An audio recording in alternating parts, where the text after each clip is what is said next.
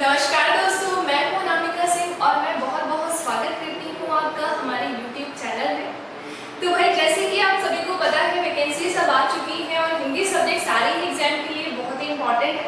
तो आज मैंने उसी को ध्यान में रखकर एक टॉपिक स्टार्ट किया है जो बहुत ही कॉमन है हर एग्जाम के लिए। आपने नाम तो सुना ही होगा इस टॉपिक का, समास। समास एक ऐसा टॉपिक है जो कि हर एग्जाम में आता है और 1 से 2 नंबर कवर करता ही है ना। तो ये टॉपिक स्टार्ट करने के पहले सबसे पहले तो हमें ये पता होना चाहिए कि समास क्या होता है, इस शब्द का क्या अर्थ होता है ना। तो सबसे पहले तो मैं समास को क्या करूंगी, 2 भागों में डिवाइड करूंगी ताकि मैं आपको इसका अर्थ ठीक प्रकार से समझा सकूं। समास को यदि मैं 2 भागों में तोड़ूंगी तो ये इस प्रकार से टूटेंगे, सम धन आस। समास शब्द को यदि हम तोड़ेंगे तो यहाँ पर क्या टूटेगा, सम धन आस। अब सम का अर्थ क्या होता है और आस का अर्थ क्या होता है। तो सम का अर्थ होता है समान। क्या होता है इसका अर्थ, तो इसका अर्थ होता है समान। और आस का अर्थ क्या होता है, बैठना। आस का अर्थ क्या होता है, तो इसका अर्थ होता है बैठना। इस प्रकार से समास शब्द का अर्थ क्या हो गया, समान, बैठना। अब मैं फिर से आपको इसको बताती हूँ कि इसका शाब्दिक अर्थ क्या होगा। मैं लिख भी रही हूँ, साथ साथ आपको नोट्स भी बनाते हुए चलना है। तो भाई समास का शाब्दिक अर्थ है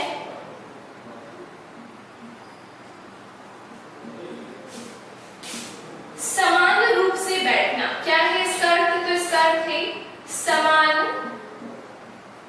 रूप से बैठना। अब समान रूप से बैठना मतलब कैसे बैठना, ये भी हमें पता होना चाहिए, ठीक है। तो सबसे पहली चीज तो समास में क्या होता है, शब्दों का मेल होता है। जब शब्दों का मेल करेंगे तभी तो ये समान रूप से बैठ पाएंगे। तो इसकी परिभाषा क्या होती है ये पहले सुनिएगा, फिर मैं आपको बोर्ड पर लिखकर भी इसके बारे में आपको बताऊंगी कि कैसे शब्दों का मेल होगा। तो भाई समास की परिभाषा होती है जहां पर 2 या 2 से अधिक शब्दों से मिलकर एक नया सार्थक शब्द बनता है, एक नया शब्द बनता है, उसे क्या कहते हैं, तो उसे हम समास कहते हैं। समास हम किसे कह रहे हैं, जहां पर 2 या 2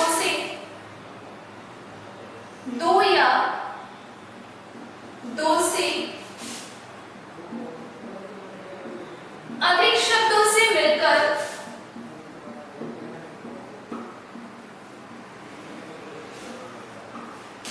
बना शब्द समास कहलाता है। समास कहलाता है। अब हो सकता है आप में से काफी सारे स्टूडेंट्स को इसका मीनिंग ना समझ में आया हो कि भाई कैसे 2 शब्दों का या 2 से अधिक शब्दों का मेल करेंगे और कैसे एक नया शब्द बनेगा। तो उसके लिए ध्यान से देखिएगा, मैं आपको एग्जाम्पल के थ्रू, उदाहरण के थ्रू आपको बताऊंगी कि कैसे ये होता है। जैसे मैंने आपसे बोला, एक उदाहरण लेकर, प्रयोग के लिए शाला। तो अब इन सारे शब्दों का मेल करके हमें एक नया शब्द बनाना है। यहाँ पे क्या हो गए, कई सारे शब्द आ गए। अब इन सारे शब्दों का मेल करके क्या बनाएंगे हम, एक शब्द। तो प्रयोग के लिए शाला क्या हो जाएगा, तो भाई ये होगा प्रयोगशाला। उसी प्रकार राजा का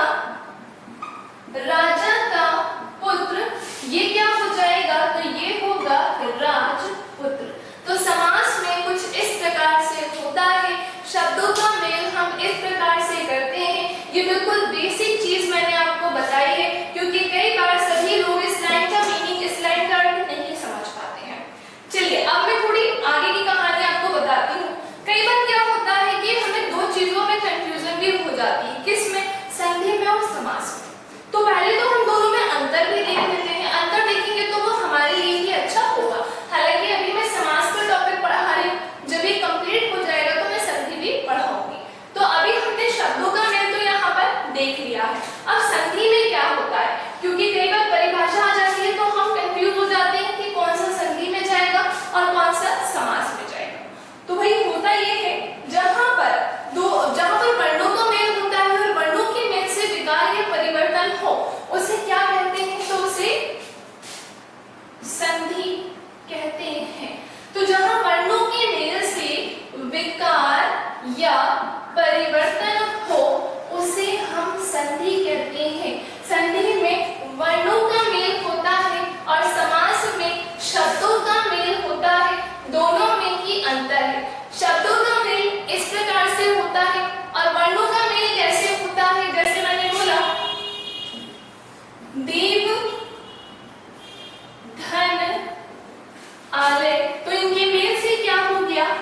वाला है, ठीक है। तो यहाँ पर इस प्रकार से क्या करना है, वर्णों का मेल करना है और इधर पे शब्दों का मेल ऐसे होगा। अब कुछ लोग हो सकते हैं सोच रहे हो यहाँ वर्णों का मेल कैसे हुआ, तो ध्यान से देखिएगा, बिल्कुल बेसिक सी चीज बता रही हूँ। पहले क्या करते हैं, हम संधि में किसी शब्द को दो भागों में तोड़ते हैं और संधि में शब्द को दो भागों में तोड़ना संधि विच्छेद कहलाता है। क्या कहलाता है, संधि विच्छेद कहलाता है। और समास में शब्दों को अलग अलग तोड़ना है, उसका विस्तृत रूप क्या कहलाता है, तो ये समास विग्रह कहलाता है। क्लियर इतनी कहानी सभी को। अब यहाँ से देखिएगा कि यहाँ पर वर्णों का मेल कैसे हो रहा है। तो होता ये है कि हमें पहले शब्द का अंतिम वर्ण देखना होता है और दूसरे शब्द का आदि यानी पहला वर्ण देखना होता है। तो पहले शब्द का अंतिम वर्ण यहाँ से क्या निकल रहा है, इस पर फोकस करिएगा। वाह को देखिएगा, यहाँ से कौन सा स्वर निकल रहा है, तो यहाँ से निकल रहा है छोटा आ। क्लियर, क्योंकि क्या होता है, प्रत्येक व्यंजन के उच्चारण में आ स्वर छुपा होता है। यहाँ कोई दूसरी मात्रा तो नहीं है ना, कोई दूसरी मात्रा नहीं है, जैसे यहाँ पर बड़ी की मात्रा नहीं है, छोटे ई की मात्रा नहीं है, छोटे ऊ की मात्रा नहीं है, बड़े ऊ की मात्रा नहीं है, यहाँ पे कोई भी मात्रा नहीं थी, इसलिए यहाँ पर क्या निकलेगा, छोटा आ। क्लियर। अब दूसरी तरफ आइएगा, आधे से क्या निकलेगा, तो इस शब्द का पहला वर्ण देखना है जो कि क्या है, बड़ा। क्लियर। अब होता क्या है, छोटा आ और बड़ा आ, इन दोनों के मिल से बनता है बड़ा आ। तो वर्णों का मेल इस प्रकार से होता है, शब्दों का मेल इस प्रकार से होता है। आई होप आपकी जो ये कंफ्यूजन है अब वो दूर हो गई होगी और आप लोगों को दोनों में ही अंतर समझ में आ गया होगा, है ना। तो ये सारी चीजें नोट कर लीजिएगा। चलिए आगे बढ़ते हैं। लास्ट में इससे पहले जो मैंने आपको पढ़ाया था वो तो समझ में आ गया होगा। अब आगे की कहानी को हम देखते हैं। जब आप समास पढ़ोगे तो आपको चार चीजें मिलेंगी, जैसे एक समस्त पद मिल जाएगा, समास विग्रह मिल जाएगा, वो तो मैंने आपको अभी बता दिया, लेकिन एक बार फिर से हम यहाँ उदाहरण में उसे देखेंगे। तो समस्त पद हो जाएगा, समास विग्रह हो जाएगा, पूर्व पद होगा और उत्तर पद होगा। तो सबसे पहले तो देखिएगा कि समस्त पद क्या होते हैं, तो दो या दो से क्या होते हैं ये, तो दो या दो से अधिक शब्दों से मिलकर बने शब्द समस्त पद कहलाते हैं, समस्त पद कहलाते हैं। अभी केवल आप इसकी परिभाषा देखिए, फिर मैं उदाहरण से आपको बताऊंगी कि समस्त पद कैसे किसी समास में पहचानना होता है। तो ये तो हो गया समस्त पद। अब इसके बाद एक और चीज होती है जिससे समास विग्रह है। मैंने आपको बताया था ना अभी थोड़ी देर पहले ही कि संधि में क्या होता है, विच्छेद होता है। किसी शब्द को दो भागों में तोड़ना संधि में विच्छेद कहलाता था। और समास में क्या होता है, तो समास में विग्रह होता है। समस्त पद का विस्तृत रूप समास विग्रह, समास विग्रह कहलाता है। ठीक है, तो ये दो चीज अभी हमने यहाँ पर देख ली है। अब उदाहरण से भी देखेंगे।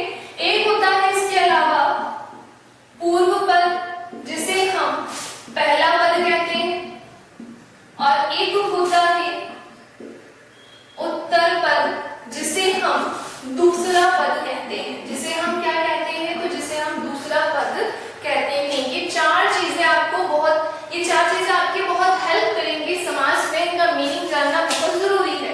तो चलो उदाहरण की हेल्प से इसे समझते हैं। जैसे मैंने बोला राजकुमार, ये एक शब्द है, हमें क्या करना है, तो भाई हमें इसका करना है विग्रह। विग्रह कैसे करेंगे, तो इसका विग्रह होगा राजा का कुमार।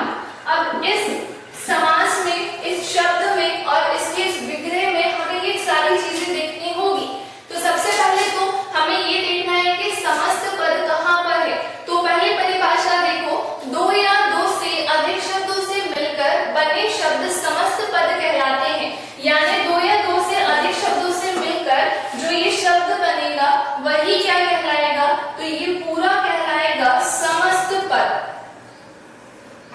ये क्या कहलाएगा? तो ये पूरा समस्त पद कहलाएगा। अब समास विग्रह क्या होते हैं? तो समस्त पद का विस्तृत रूप समास विग्रह कहलाता है। इसका क्या होगा? विस्तृत रूप। जहां हमने देखा था दो या दो से अधिक शब्दों से मिलकर समास बन रहा था, तो वही क्या कहलाएगा? इसका विस्तृत रूप। तो ये पूरा क्या हो जाएगा? तो ये पूरा होगा समास विग्रह। क्लियर इतनी कहानी? ये तो सबको समझ में आ गया होगा। अब आते हैं हम पूर्व पद और उत्तर पद की तरफ। आपको ये दोनों नाम आगे इतने नहीं सुनने को मिलेंगे जितने ये दोनों मिलेंगे, पूर्व पद और उत्तर पद। आते हैं पूर्व पद की तरफ कि ये क्या होता है। तो इस शब्द में ही हमें ये देखना है, जैसे राजकुमार में राज क्या हो जाएगा? पूर्व पद, और कुमार क्या हो जाएगा? तो ये हो जाएगा उत्तर पद। बस इतना ही हमें यहाँ पर समझना था। आप में से वो स्टूडेंट्स जो सीबीएसई वाले हैं, जिनको हिंदी में थोड़ी दिक्कत होती है, या इंग्लिश मीडियम वाले स्टूडेंट्स हैं, आप पढ़ने जाओगे तो आपको ये देखने को मिलेगा जिसमें क्या होगा? आपको प्रॉब्लम होगी। इसलिए मैंने इतना बेसिक से बता दिया है ताकि अच्छे से आपको समझ में आ जाए। अब इसके आगे जब मैं आपको पढ़ाऊंगी ना, तो आपको दिक्कत नहीं जाएगी। तो चलिए आगे बढ़ते हैं। अब हम आगे आते हैं और देखते हैं समास के भेद को। तो आप स्क्रीन पर देख सकते हैं समास के कितने भेद हैं। तो भाई समास के 6 भेद होते हैं। समास के 6 भेद में कौन कौन से भेद होते हैं? एक होता है अव्ययी भाव समास, तत्पुरुष समास, कर्मधारय समास, द्विगु समास, द्वंद्व समास और बहुव्रीहि समास। संस्कृत में जब आप पढ़ेंगे तो संस्कृत में 4 भेद होते हैं। संस्कृत में कितने होते हैं? 4। लेकिन हिंदी में कितने होते हैं? हिंदी में 6 भेद होते हैं। संस्कृत में क्या करते हैं ना, कर्मधारय समास और द्विगु समास को इसके भेद के अंतर्गत रखा जाता है, इसलिए उसके 4 भेद होते हैं। एक अव्यय बोला है, तत्पुरुष बोला है, और द्वंद्व होता है, और बहुव्रीहि समास होता है। लेकिन हम हिंदी पढ़ रहे हैं और हमारे एग्जाम में इससे ही क्वेश्चन पूछे जाएंगे, तो हमें इसके पूरे 6 भेद यहाँ पर इस प्रकार से पढ़ने हैं। ठीक है।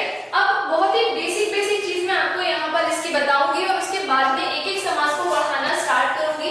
जिससे पहला समास आपके सामने है अव्ययी भाव समास।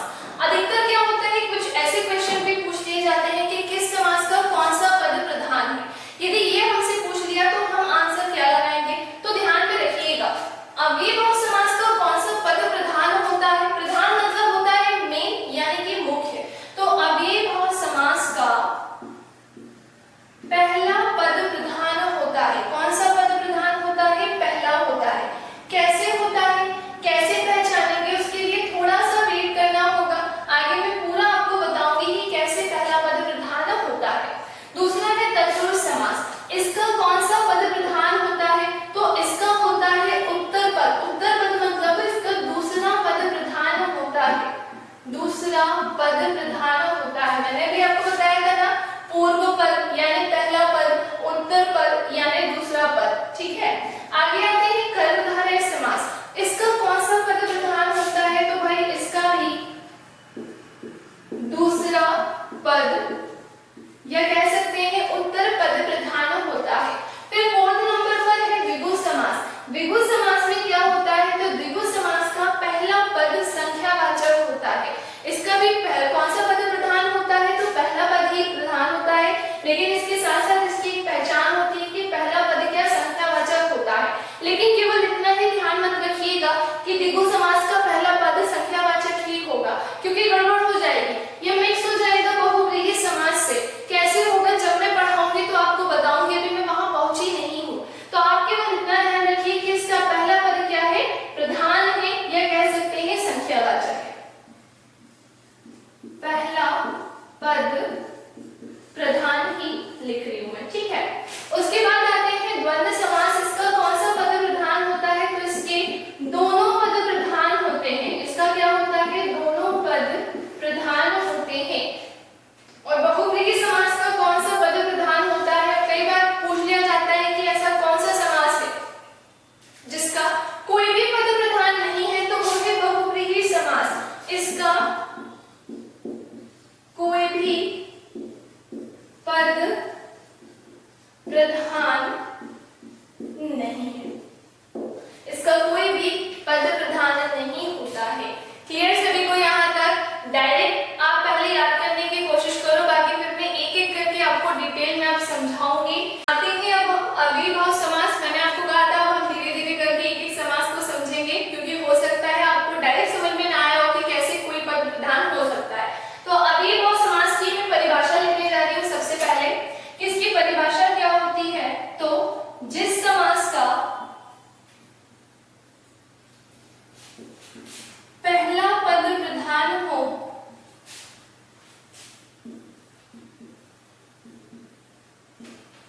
तथा जहां शब्दों की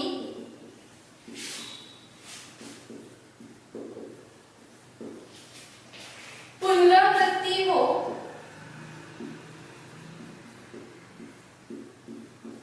वहां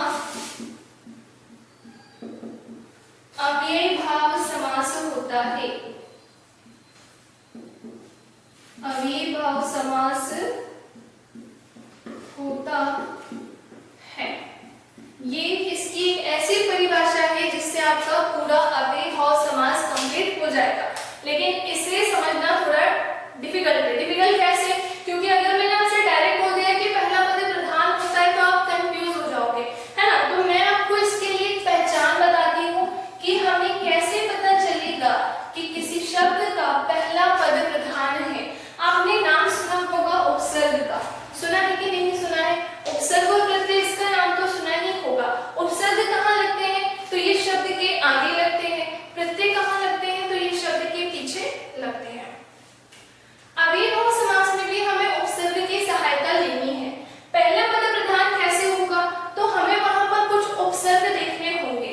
कौन कौन से उपसर्ग देखने होंगे? जैसे प्र, प्रति, हर, भर, नी, स,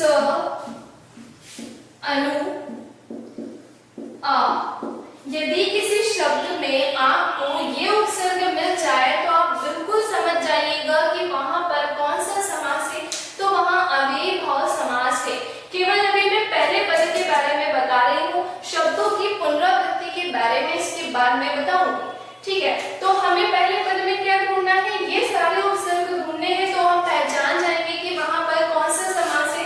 तो वहां होगा अव्ययीभाव समास। जैसे मैंने बोला प्रत्येक, इसका विग्रह क्या होता है? तो इसका विग्रह होता है हर एक। जैसे मैंने बोला प्रतिदिन, जैसे क्या हो गया? प्रतिदिन, इसका विग्रह होता है हर दिन या प्रत्येक दिन। उसके बाद है हर रोज। हर रोज का विग्रह क्या होता है? रोज रोज। क्या होता है इसका विग्रह? तो रोज रोज। ये व्याकरण का फेवरेट प्रश्न है। भर से वो पूछता ही है हमेशा। तो भर से क्या होगा? भरपेट। कई बार आया हुआ क्वेश्चन है ये। तो भरपेट का विग्रह क्या होगा? पेट भरकर। भरपेट का विग्रह क्या होगा? पेट भरकर। उसके बाद है नी। नी से क्या होगा? जैसे उदाहरण है निडर। निडर का विग्रह होता है डर के बिना। क्या होता है इसका विग्रह? तो इसका विग्रह है डर के बिना। उसके बाद है स। स से बनेगा सपरिवार। सपरिवार का विग्रह होता है परिवार के साथ या परिवार समेत, ऐसा भी हम बोल सकते हैं। उसके बाद है अनु। अनु से जैसे बोला अनुरूप, तो इसका क्या होगा? रूप के योग्य। इसका विग्रह क्या होता है? रूप के योग्य। बाकी जो बचा है इधर साइड लिख रही हूं मैं। जैसे ही बड़ा आ जन्मा, इसका विग्रह होता है जन्म से लेकर। इसका विग्रह क्या होता है? जन्म से लेकर। क्लियर थी कहानी? तो ये यहाँ पर कुछ इस प्रकार से आपको उदाहरण देखने को मिलेंगे। ठीक है, चलिए इसके आगे एक और शब्द रहता है जैसे यथा हो गया, है ना। अब यथा वाला भी कई बार पूछा जाता है। तो यथा से हमने बोला यथा शक्ति। इसका विग्रह होता है शक्ति के अनुसार। क्या होता है? तो इसका विग्रह होता है शक्ति के अनुसार। चलो चेक करो तो जरा कि हमने जो उपसर्ग देखे थे वो उपसर्ग हमें मिल रहे हैं क्या? हमने देखा था पहला पद प्रधान कैसे होगा, तो उसमें कुछ ये सारे उपसर्ग मिलने चाहिए। चेक करते हैं। प्रत्येक में हमें मिल गया प्र, है ना। इसीलिए आप तोड़ोगे, इसका विच्छेद करोगे तो प्रति भी निकल जाएगा। यहाँ पर भी क्या निकल गया? प्रति, हर, भर, नी, स, अनु, आ और यथा। इसको आजन्म करिएगा। ठीक है, चलिए तो अब ये क्या हो जाएगा? यहाँ पर इस प्रकार से ये इसकी पहचान हो जाएगी। अगर इतना आप ध्यान में रखोगे तो फिर कभी कंफ्यूजन नहीं होगी। ठीक है,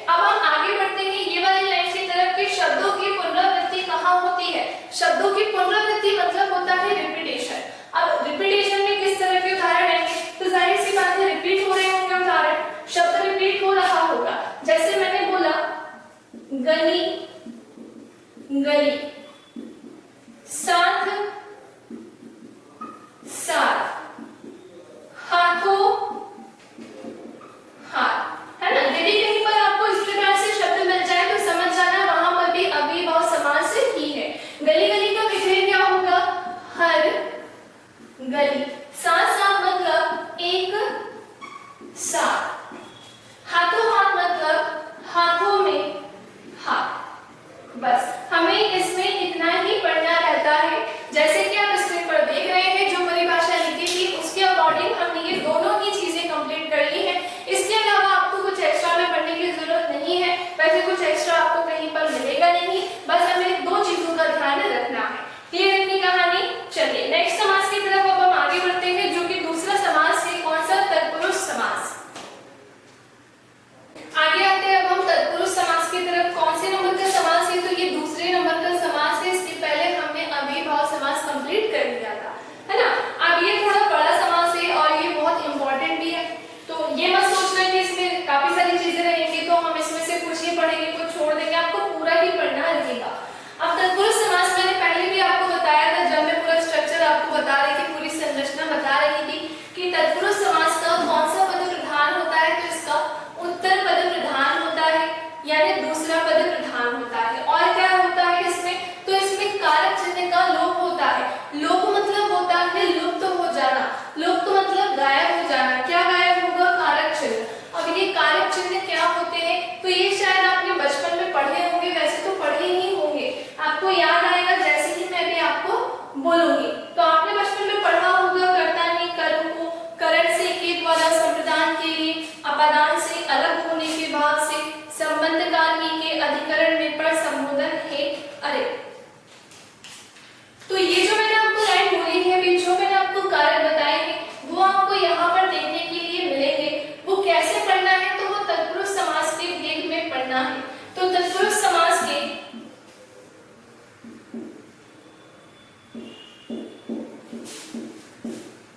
भेद अब ये कितने होते हैं ये हमें देखना है। तो तत्पुरुष समास के भाई 6 भेद होते हैं। कितने होते हैं? 6। लेकिन मैंने जो भी आपको कारक चिन्ह बोले हैं ना, वो टोटल 8 बोले हैं। कितने बोले हैं? 8। कर्ता से लेके संबोधन तक टोटल 8 होते हैं, लेकिन तत्पुरुष समास में हमें केवल 6 पढ़ने होते हैं। इसका मतलब हम किसी 2 को छोड़ने वाले हैं। किन 2 को छोड़ेंगे? तो हम पहले वाले को छोड़ देंगे, कर्ता को, और हम अंतिम वाले को छोड़ देंगे, संबोधन को। क्लियर? तो हम कहां से पढ़ेंगे? कर्ता छोड़ने के बाद कर्म से पढ़ेंगे। तो तत्पुरुष समास का पहला भेद क्या हो जाएगा? कर्म तत्पुरुष समास, जिसकी विभक्ति क्या होती है? को। इसका विभक्ति चिन्ह क्या होता है? को, है ना। उसके बाद कर्म के बाद करण तत्पुरुष समास। तो करण की विभक्ति क्या होती है? से या के द्वारा। फिर उसके बाद आते हैं संप्रदान तत्पुरुष समास। इसकी विभक्ति क्या होती है? के लिए, संप्रदान के लिए। उसके बाद पूर्ण नंबर पर अपादान तत्पुरुष समास। इसकी विभक्ति क्या होती है? से अलग होने के भाव से। अब इसमें जो आप से देख रहे हैं, पहली चीज तो से 2 जगह पर आ रहा है, एक तो करण में और दूसरा अपादान में। दोनों को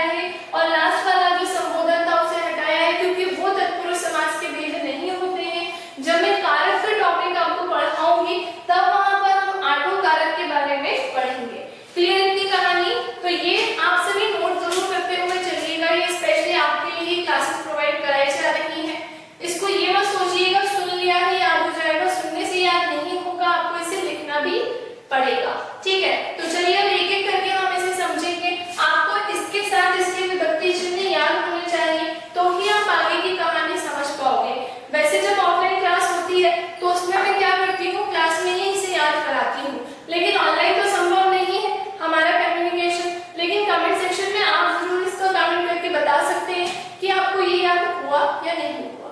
ठीक है, आगे आते हैं। अब हम सबसे पहले नंबर पर देखेंगे कर्म तत्पुरुष समास।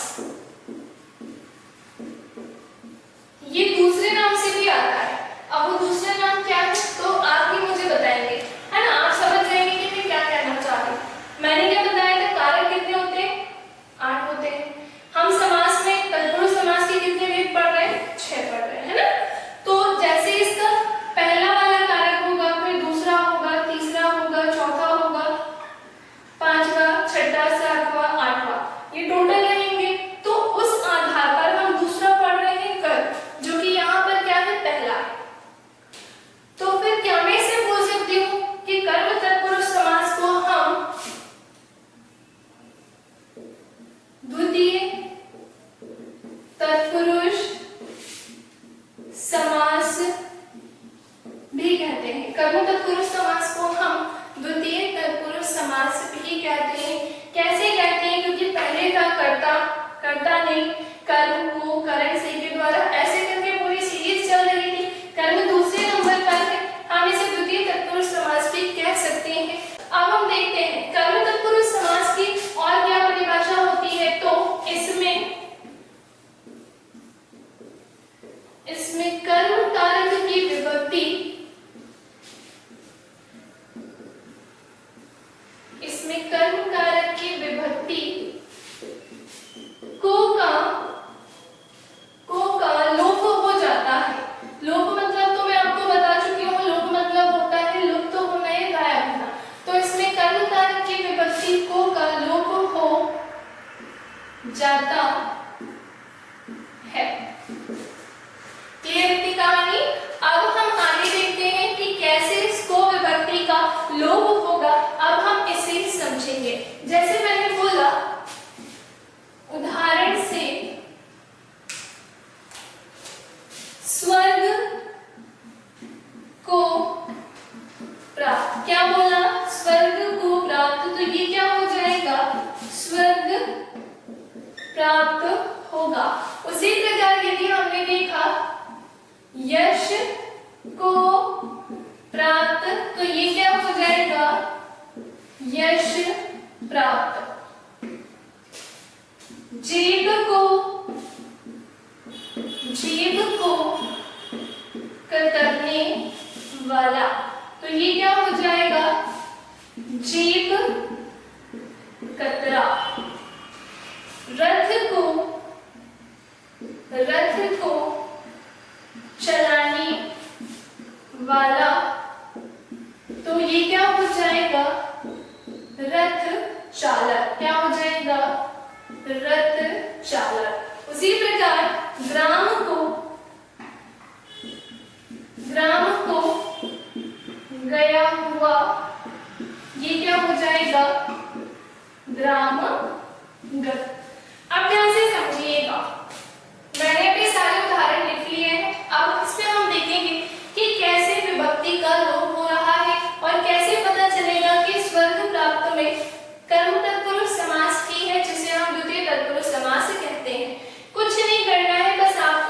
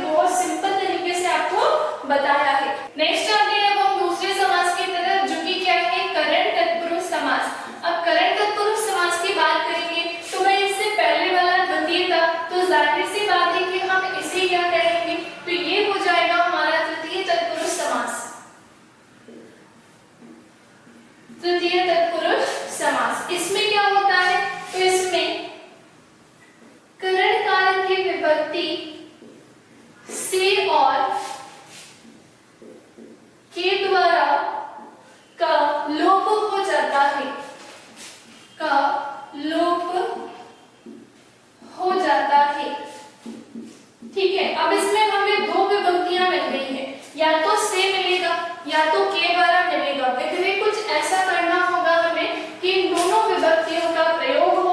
पहचान कुछ ऐसी होनी चाहिए जहां पर ये दोनों ही विभक्तियां हो। तो उदाहरण से समझते हैं, जैसे मन से चाहा। तो भाई हमें यहाँ पर देखना है कि जो मन से चाहा यहाँ पर लिखा है, मन से चाहा के मेल से क्या बनेगा, तो वो बनेगा मन चाहा। उसी प्रकार करुणा से पूर्ण क्या हो जाएगा, करुणा पूर्ण। शोक से ग्रस्त क्या हो जाएगा, तो शोक से ग्रस्त होगा शोकग्रस्त। सूर के द्वारा, सूर के द्वारा रचित, ये क्या हो जाएगा, सूर रचित। अब हम यहाँ पर चेक करते हैं, जैसे कि आप देख रहे हैं या तो आपको से मिलेगा या के द्वारा मिलेगा, इन दोनों की ही विभक्ति चिन्ह का लोप होना चाहिए। तो भाई चलो देख लो, मन चाहा में क्या हो गया, मन से चाहा, यहाँ पर भी से आया। करुणा से पूर्ण में भी से है। शोक से ग्रस्त, ग्रस्त मतलब होता है पीड़ित, तो यहाँ पर भी किस विभक्ति का प्रयोग है, से। सूर के द्वारा रचित, सूर रचित, यहाँ पर किसका प्रयोग किया गया है, के द्वारा का। तो या तो हमें से मिला या तो हमें के द्वारा मिला, और यदि कहीं पर भी ये दोनों विभक्ति मिल जाए तो आप डायरेक्ट आंसर क्या लगाओगे, करण तत्पुरुष समास। क्लियर। अब हम आते हैं अगले समास की तरफ। तत्पुरुष समास के तीसरा विधि है ये संप्रदान तत्पुरुष समास। इसमें हम देखेंगे तो इसकी परिभाषा क्या होती है, इसमें संप्रदान कारक की विभक्ति, इसमें संप्रदान कारक की विभक्ति के लिए का लोप हो जाता है, के लिए का लोप हो जाता है। अब यहाँ पर हमें क्या देखना है कि इसका विभक्ति चिन्ह क्या था, के लिए, यानी उदाहरण कुछ ऐसा होना चाहिए जहां पर के लिए का लोप हो जाए, वह लुप्त हो जाए, वह गायब हो जाए। जैसे इसका उदाहरण देखेंगे हम। और दूसरी चीज, इसे हम कौन सा समास भी कह सकते हैं, जैसे कि हमने देखा था कर्म को हमने द्वितीय कहा था कि उसे द्वितीय तत्पुरुष समास कहते हैं, करण को हमने तृतीय कहा था। उसी प्रकार से संप्रदान को हम क्या कह सकते हैं, चतुर्थी तत्पुरुष समास। इसे हम क्या कह सकते हैं, तो ये हो जाएगा हमारा चतुर्थी तत्पुरुष समास। क्लियर। अब हम इसके कुछ उदाहरण देखते हैं, जैसे कि यज्ञ के लिए शाला। तो इससे मिलकर शब्द क्या बनेगा, यज्ञशाला। हमें क्या करना है, केवल इस के लिए विभक्ति का लोप करना है। उसी प्रकार हो गया गौ के लिए शाला। तो ये क्या हो जाएगा, गौ के लिए शाला, गौशाला। फिर है परीक्षा, परीक्षा के लिए भवन। फिर क्या है, परीक्षा के लिए भवन। तो ये क्या हो जाएगा, परीक्षा भवन। और याद होगा आपको जब मैंने स्टार्टिंग की थी तो एक उदाहरण दिया था, और वो उदाहरण क्या था, प्रयोग के लिए शाला। क्या था, प्रयोग के लिए शाला। तो ये क्या हो जाएगा, प्रयोगशाला। अब हम जरा चेक करते हैं, और यदि चेक करेंगे तो हमें ये पता चलेगा कि यहाँ पर केवल के लिए विभक्ति ही आ रही है, और के लिए विभक्ति का लोप होने के कारण यहाँ पर हो जाएगा संप्रदान तत्पुरुष समास। यहाँ तक कौन सी विभक्ति का लोप होगा, केवल के लिए का लोप हो रहा है, इसलिए कौन सा समास होगा, संप्रदान तत्पुरुष समास होगा। चलिए आगे आते हैं अब हम दूसरे समास की तरफ। नेक्स्ट है हमारा अपदान तत्पुरुष समास। अपदान तत्पुरुष समास, इसे हम किस नाम से भी जानते हैं,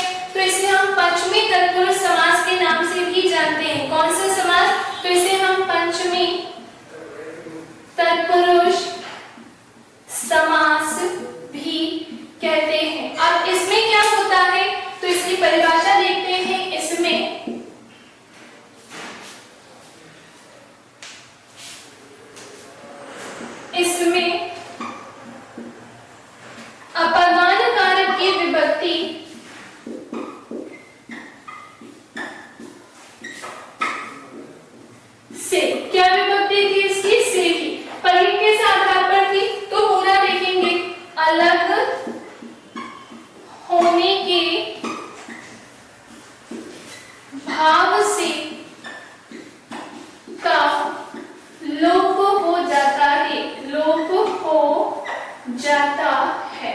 यहाँ पर हमने क्या देखा, यहाँ पर भी से है, करण में भी से था, दोनों में अंतर क्या होगा कि यहाँ पर अलग होने का भाव होना चाहिए, है ना। अच्छा, अलग होने का भाव कैसे होना चाहिए, अब हम उसे समझते हैं। आएगी लेकिन केवल से विभक्ति, जैसे करण में आती थी, बस आपको शब्द को देखकर, विग्रह को देखकर अंतर करना होगा कि कहाँ पर अलग होने का भाव है। जैसे कि एक उदाहरण है, गर्भ से शून्य, ये सारे आए हुए उदाहरण ही है, आपकी परीक्षा में व्यापक में आए हुए क्वेश्चन है ये पूरे। तो गर्भ से शून्य क्या हो जाएगा, गर्भ शून्य।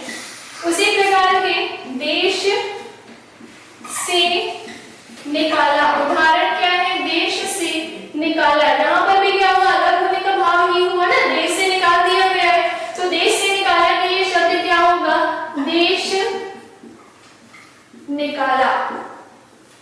क्लियर इतनी कहानी। और देखते हैं, जैसे है गुड़ से हीन, तो गुड़ से हीन क्या हो जाएगा, ये होगा गुड़हीन।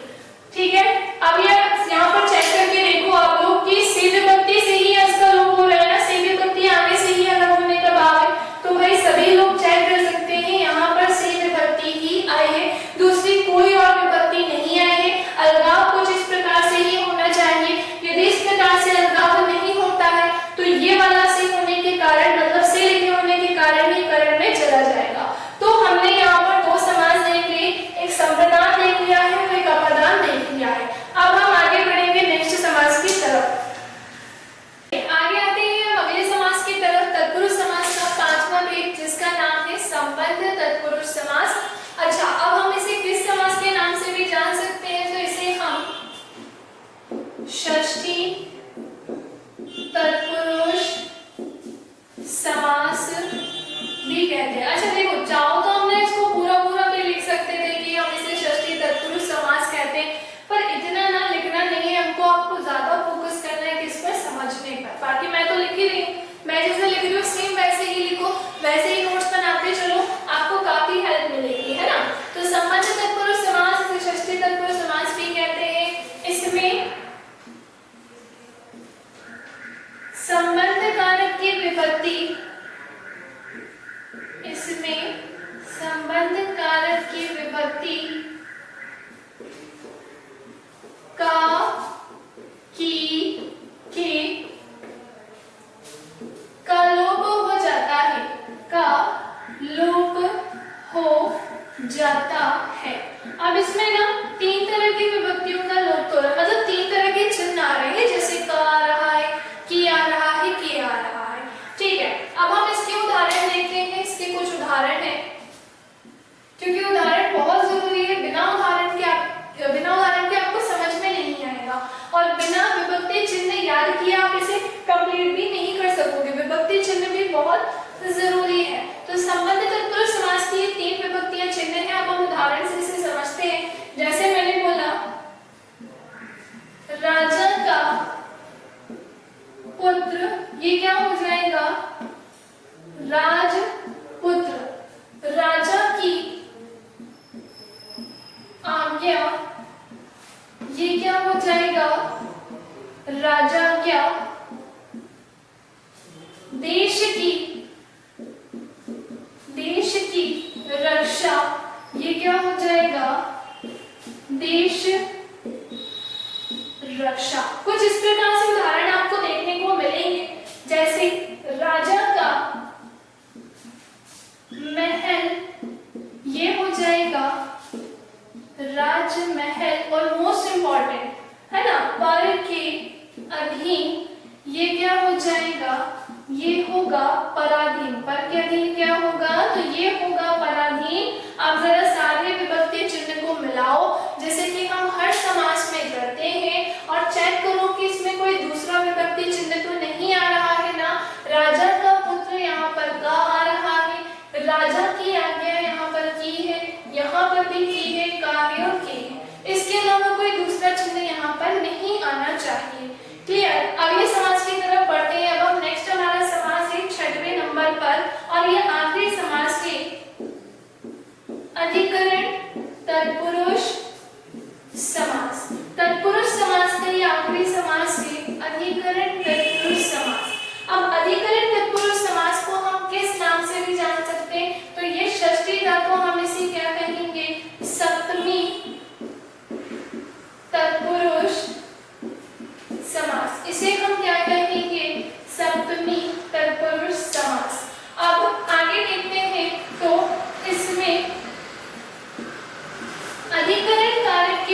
विभक्ति अधिकरण कारक की विभक्ति में और पर का लोप हो जाता है, लोप हो जाता है। तो किन दो विभक्तियों का लोप होगा? या तो में आएगा या तो पर आएगा।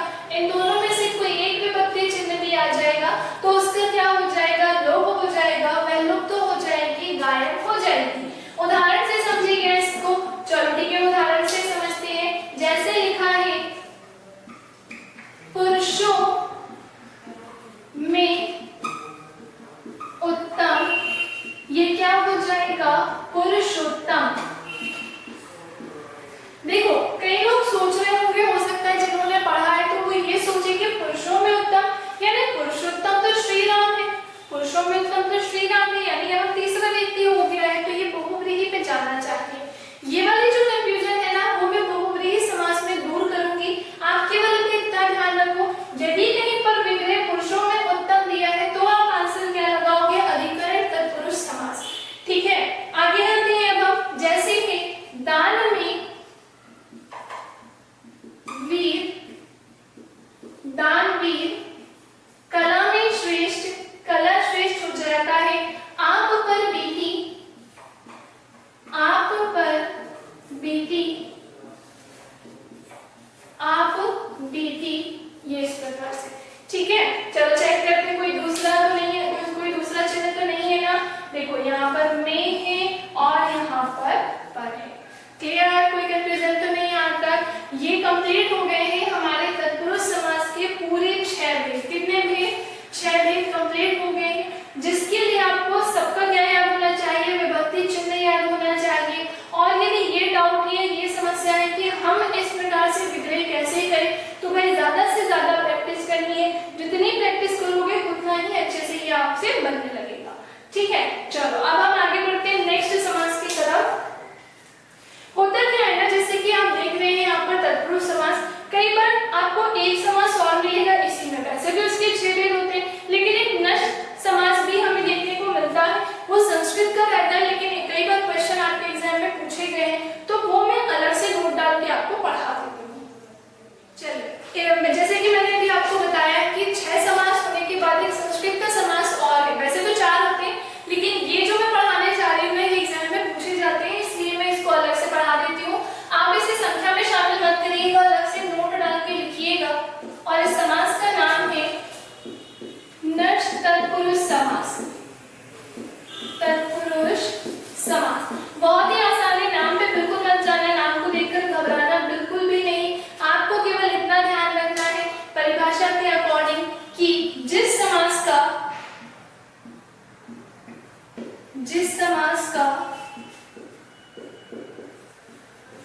पहला पद नकारात्मक हो, वहां नष्ट तत्पुरुष समास होता है। वहां नष्ट तत्पुरुष समास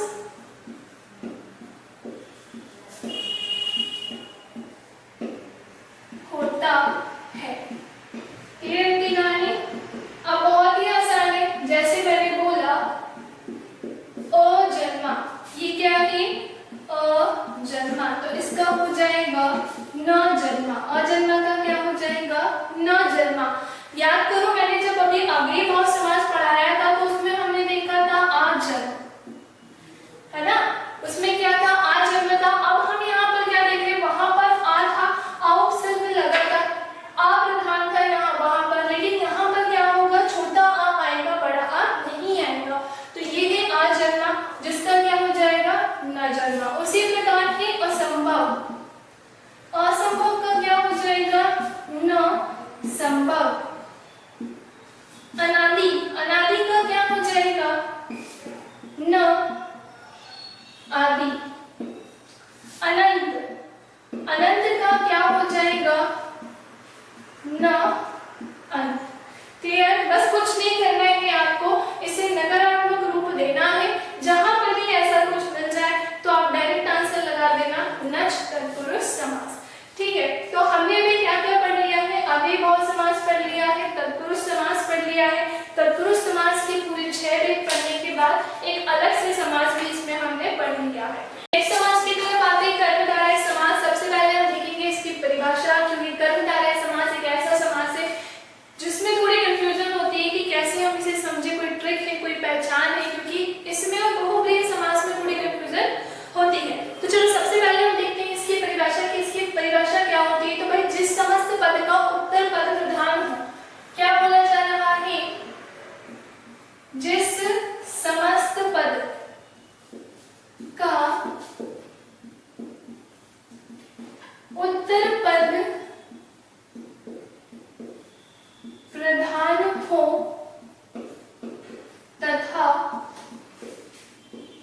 जहां विशेषण विशेषण या उपमेय उपमान के मध्य संबंध हो वहां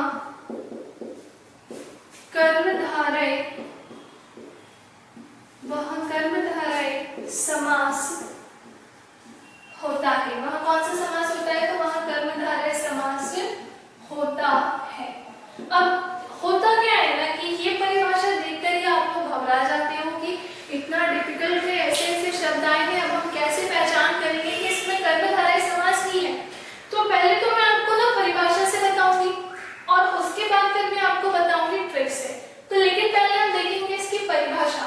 देखो, जिस समस्त पद का उत्तर पद प्रधान हो, समस्त पद मैंने आपको पहले बताया था कि क्या होता है, शुरू में ही मैंने आते से समस्त पद, समास विग्रह, पूर्व पद, उत्तर पद के बारे में बताया था। दोनों यहाँ पर आ गए हैं तो आप समझ जाओगे कि किसकी बात चल रही है। और क्या बोला जा रहा है? जहां विशेषण विशेष्य व उपमेय उपमान के मध्य क्या हो? संबंध हो।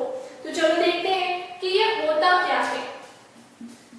पहले हम देखेंगे विशेषण विशेष्य और उपमेय उपमान। इसकी सहायता से पहले हम समझेंगे कर्मधारय समास को, है ना। इन चारों का अर्थ क्या होता है? तो भाई विशेषण क्या होता है? जो शब्द विशेषता बताता है। क्या बोला जा रहा है? जो शब्द विशेषता बताता है। फिर विशेष्य क्या हो जाएगा? तो विशेष्य होता है जिस शब्द की विशेषता बताता है, जिस शब्द की विशेषता बताता है। तो जो शब्द विशेषता बताता है उसे कहेंगे क्या? हम उसे कहते हैं विशेषण। और जिस शब्द की विशेषता बताएगा उसे हम क्या कहेंगे? विशेष्य कहेंगे। दो चीजें क्लियर हो गई सबको। अब आते हैं आगे, उपमेय क्या होता है? तो उपमेय होता है जिसकी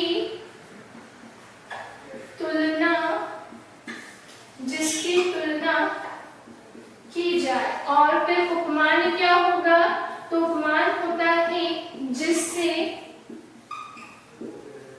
तुलना की जाए। तो जिसकी तुलना की जाए वो क्या हो जाएगा? उपमेय। और जिससे की जाएगी उसे क्या कहेंगे? उपमान कहेंगे। तो भाई जो उदाहरण होगा उसमें हमें इन चारों चीजों में, मतलब विशेषण विशेष्य में या उपमेय उपमान में क्या ढूंढना होगा? संबंध ढूंढना होगा। तो इससे ये समझ में आता है कि उदाहरण में आपको ये ढूंढना पड़ेगा कि किसकी तुलना किससे की जा रही है, कौन सा शब्द विशेषता बता रहा है और किसकी विशेषता बता रहा है। लाल है जो मणि, ये क्या हो जाएगा? लाल मणि। एक और उदाहरण लेके चलते हैं, जैसे नव है जो युवक, ये क्या हो जाएगा? नव युवक। कमल के समान चरण, कमल के समान चरण। तो क्या हो जाएगा? ये चरण कमल। पहले हम इनको समझते हैं। जैसे कि अभी मैं ट्रिक नहीं बता रही हूँ, पहले मैंने जो आपको बताया था विशेषण विशेष्य में संबंध होना चाहिए, उपमेय उपमान में संबंध होना चाहिए, पहले हम उसे चेक करेंगे, है ना। पहले बेसिक से चलेंगे फिर उसके बाद ट्रिक की तरफ बढ़ेंगे।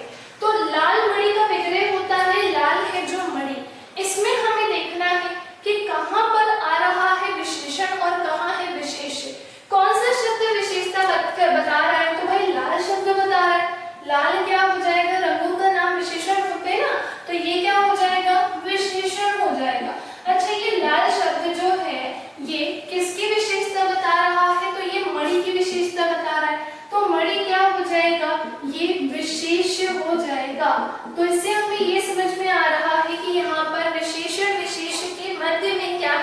संबंध है, इसलिए यहाँ पर कौन सा समास होगा, कर्मधारय समास होगा। लेकिन पेपर में इतने सारे क्वेश्चंस होते हैं और इतनी ज्यादा घबराहट रहती है, अगर इस तरह से आप चीजों को ढूंढने लगोगे ना तो आप और घबरा जाओगे यदि इसमें से एक आध कुछ नहीं मिला तो, है ना। तो इसलिए इसके लिए ट्रिक्स भी होती है, पर पहले हम इसे समझेंगे।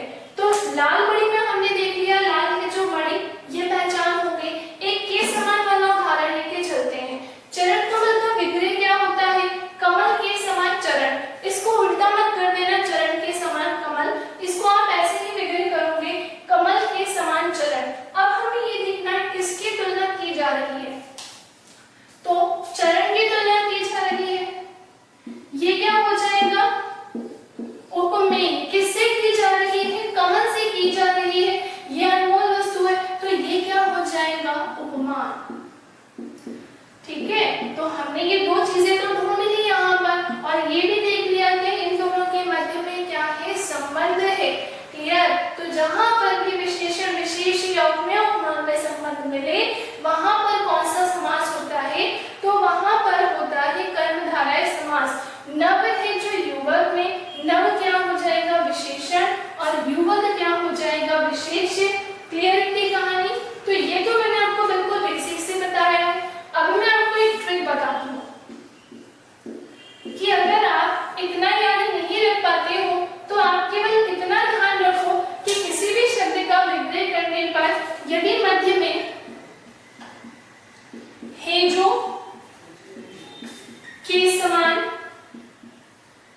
या रूपी आ जाए, क्या आ जाए, है जो के समान या रूपी आ जाए, तो समझ जाना कि वहां पर कर्मधारय समास है। वहां पर कौन सा समास है, कर्मधारय समास है। यदि है जो के समान रूपी आ जाए तो चेक करो, यहाँ पर लाल है जो मणि में मध्य में क्या आया, है जो के समान आया कि नहीं आया, आया है ना। तो ये आते ही है। उसी प्रकार जैसे मैंने बोला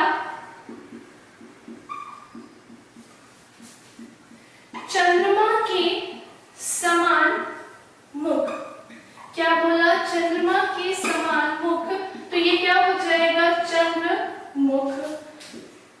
पीला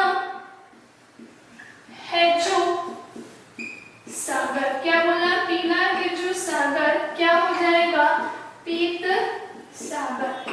पीला है जो सागर क्या हो जाएगा, पीत सागर। चंद्रमा के समान मुख क्या हो जाएगा, चंद्रमुख।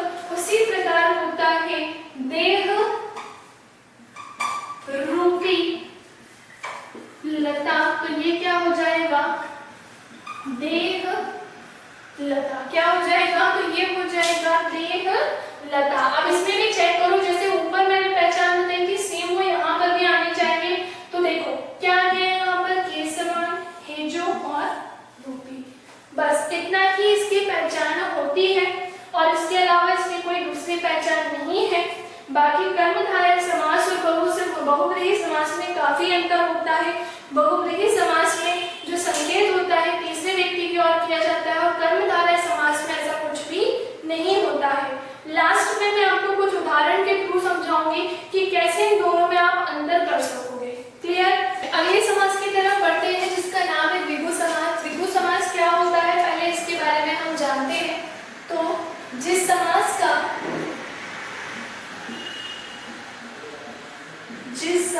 का पहला पद या पूर्व पद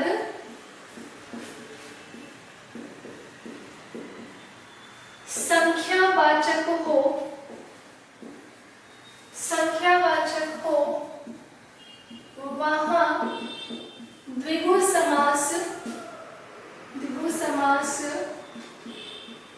होता है, वहां द्विगु समास होता है। ठीक है, पर आपको ये ध्यान में रखना है कि केवल संख्या पर ही निर्भर नहीं होना है, क्योंकि ऐसे और भी समास है जो संख्या तो आएगी जिसमें पहले पद में, लेकिन वो द्विगु में नहीं जाएगा, है ना। जैसे इसके आधार पर, इस लाइन के आधार पर देखें तो एक उदाहरण है दशानन। एक उदाहरण देके बता रही हूँ मैं आपको, जो कि क्या है, दशानन। अब दशानन का विग्रह क्या होता है, दस है आनंद जिसकी अर्थात रावण, तो उसमें पहला पद क्या आ जाएगा, 10 आ जाएगा। तो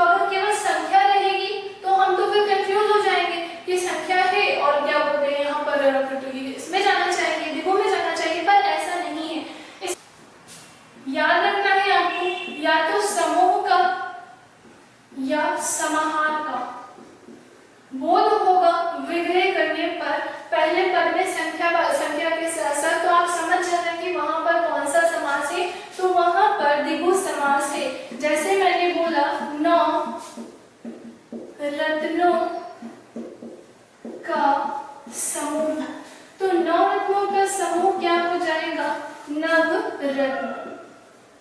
9 रत्नों का समूह हो जाएगा क्या? नवरत्न। उसी प्रकार से हम देखते हैं जैसे 4 राहों का समूह, तो इनके मेल से क्या हो जाएगा? चौराहा। 4 राहों का समूह क्या हो जाएगा? तो ये होता है चौराहा। उसी प्रकार होता है 3 कोड़ों का समाहार। 3 कोड़ों का क्या हो जाएगा? समाहार। तो ये क्या हो जाएंगे? त्रिकोण। उसी प्रकार के 8 अध्यायों का समूह, ये क्या हो जाएगा? अष्टाध्यायी। ये क्या होगा? अष्टाध्यायी। या बस ये बहुत टिपिकल समास नहीं है, बहुत कठिन समास नहीं है। आपको 2 चीजों का ध्यान रखना है, केवल संख्या पर निर्भर नहीं होना है। समास, द्विगु समास एक ऐसा समास होना चाहिए जहां पर संख्या के साथ साथ या तो समूह मिले या तो यहाँ पर किसका बोध हो? समाहार का बोध हो।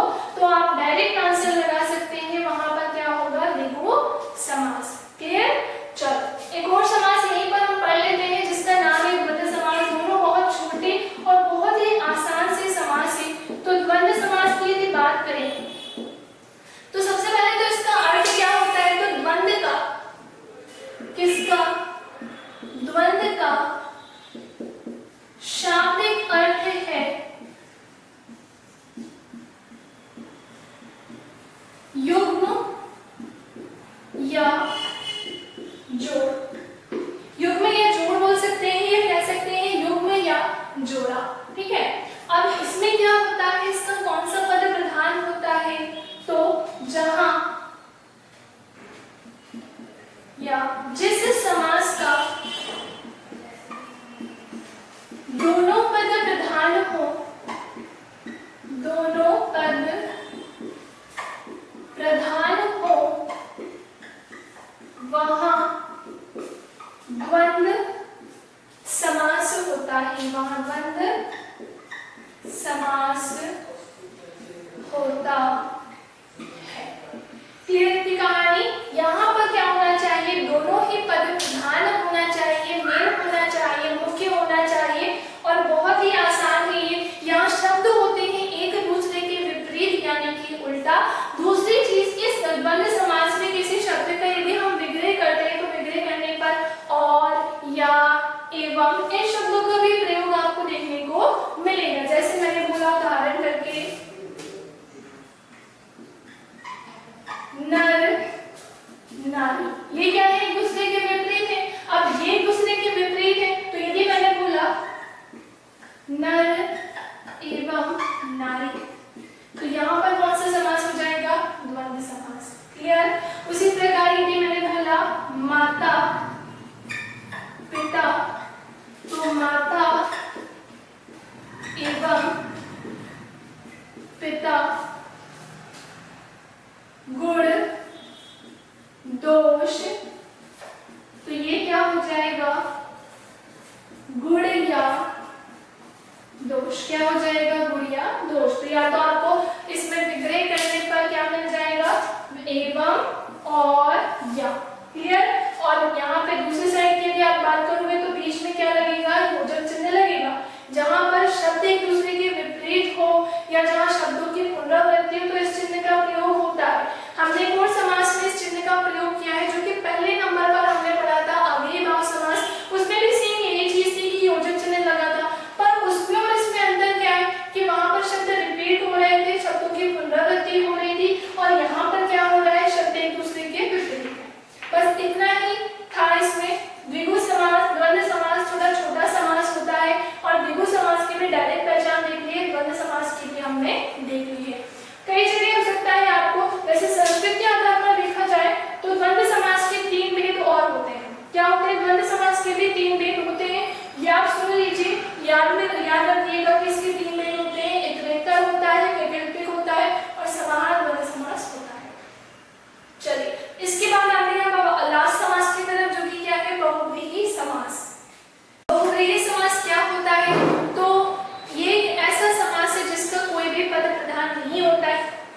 शुरू में ये लाइन मैंने आपको बताई थी कि इसका कोई भी पद प्रधान नहीं होगा। और यहाँ पे क्या होता है, तो यहाँ तीसरे व्यक्ति की ओर संकेत किया जाता है। तो चलिए इसकी परिभाषा लिखते हैं पहले। जिस समास का कोई भी पद प्रधान ना हो, कोई भी पद प्रधान ना हो, तथा जहां तीसरे व्यक्ति की ओर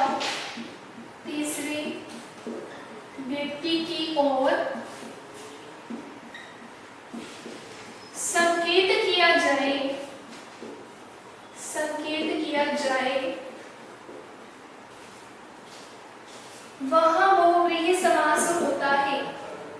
वहां बहुव्रीहि समास होता है। बस इतनी इसकी परिभाषा है। पर हाँ, थोड़ा डिफिकल्ट है ये, क्योंकि मैंने आपको बताया था कर्मधारय पढ़ाते टाइम ही, और तत्पुरुष में भी मैंने एक समास बताया था कि पुरुषोत्तम मैंने आपको बताया था। तो मैंने आपसे कहा था कि उस समय थोड़ा रुक जाइए, केवल इतना ध्यान रखना कि यदि पुरुषों में उत्तम लिखा है तो फिर वहां पर तत्पुरुष होगा। वो बहुव्रीहि में भी जा सकता है, लेकिन कब जाएगा वो मैं आपको अभी पूरा बताऊंगी। इसका कोई पद प्रधान नहीं होगा, तीसरे व्यक्ति की ओर संकेत किया जाएगा। अधिकतर आपको तीसरे व्यक्ति में भगवान के नाम ही लिखेंगे। जैसे कुछ उदाहरण से समझते हैं। एक उदाहरण है दशानन। जैसे दशानन हो गया, लंबोदर हो गया, पीतांबर हो गया, निशाचर हो गया, वीणापाणी हो गया, है ना। अब इनका विग्रह करके देखते हैं। जैसे दशानन की मैं बात करूं तो इसका विग्रह क्या होता है, 10 है आनन जिसके। तो किसके होते हैं 10 आनन, यानी वो किसके थे, तो रावण के थे। तो हम क्या कर देंगे यहाँ पे पूरा बताएंगे, अर्थात रावण। 10 आनन जिसके अर्थात रावण। लंबोदर का विग्रह क्या होता है, लंबा है उदर, उदर मतलब पेट, है ना। तो लंबा है पेट, किसका पेट था, अर्थात गणेश। यहाँ पर भी तीसरे व्यक्ति हो गए। नेक्स्ट है पीतांबर। पीला है अंबर जिसका, अर्थात श्री कृष्ण,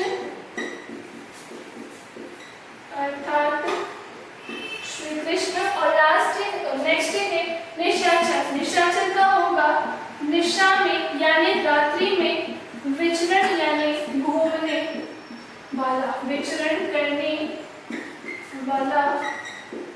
अर्थात कौन हो जाएंगे, तो वो होंगे राक्षस। रात्रि में विचरण कौन करते हैं, तो वो होते हैं राक्षस। और लास्ट एक है वीणापाणी। तो वीणा है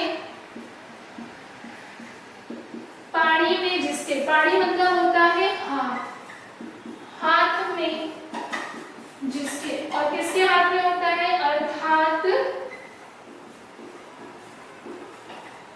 सरस्वती।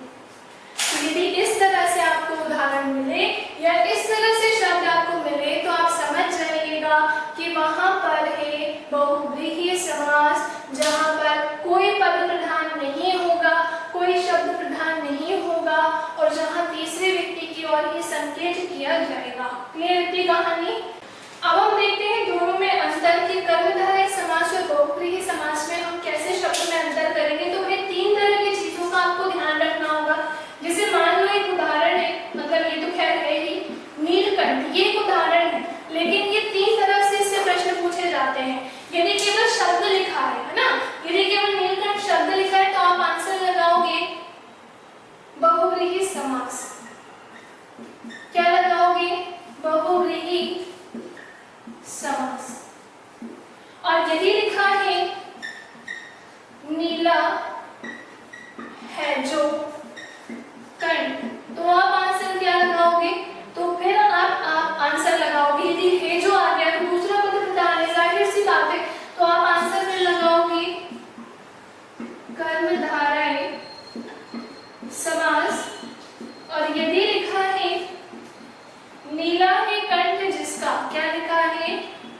नीला है कंठ जिसका, किसका कंठ होता है नीला, तो अर्थात क्या हो जाएंगे, शिव। वो तो मैं अभी यहाँ पर लिखा है मैंने, तो इसलिए पूरा लिख दिया है। मान लीजिए नीला है कंठ जिसका केवल इतना भी आ जाए तो भी आप आंसर क्या लगाओगे, बहुव्रीहि समास की आप आंसर लगाओगे। इसके अलावा कोई चौथा क्वेश्चन नहीं बनता है। जो कंफ्यूजन होती है आप सभी को वो इन 3 जगह पर होगी। क्लियर? तो आप क्या करोगे, यदि शब्द दिया है तो बहुव्रीहि लगाना, विधि विग्रह कुछ इस प्रकार से दिया है, दूसरा पद प्रधान है तो कर्मधारय लगाना, और यदि इस प्रकार से विग्रह किया है तो आंसर बहुव्रीहि समास होगा। अब ध्यान से सुनिएगा, यहाँ पर केवल हे है और यहाँ पर हे जो है ना, तो ये हे देकर आंसर कर्मधारय मत लगाना, यहाँ पर पूरा पढ़ना है आपको। तो ये हो गया। एक और उदाहरण है, जैसे पुरुषोत्तम, यदि केवल पुरुषोत्तम लिखा है तो सेम यही चीज यहाँ पर भी लागू होगी। वहां पर मैंने विग्रह किए थे तत्पुरुष समास में, और विग्रह क्या किया था, पुरुषों में उत्तम। तो भाई जब में लगा है तो जाहिर सी बात है अधिकरण की विभक्ति है, तो ये किसमें चला जाएगा, तत्पुरुष समास में। लेकिन यदि क्या लिखा है, पुरुषोत्तम, जिसको पढ़ के हमें समझ में आ रहा है कि श्री राम के बारे में बात चल रही है, पुरुषों में उत्तम तो वही थे, तो फिर आंसर क्या हो जाएगा, बहुव्रीहि समास। और यदि इसे बहुव्रीहि समास का विग्रह इसमें लेके चलना है तो वो होता है पुरुषों में उत्तम है जो। अब यहाँ पर क्या हो जाएगा, फिर पुरुषों में उत्तम है जो, फिर हम आंसर लगा देंगे बहुव्रीहि समास।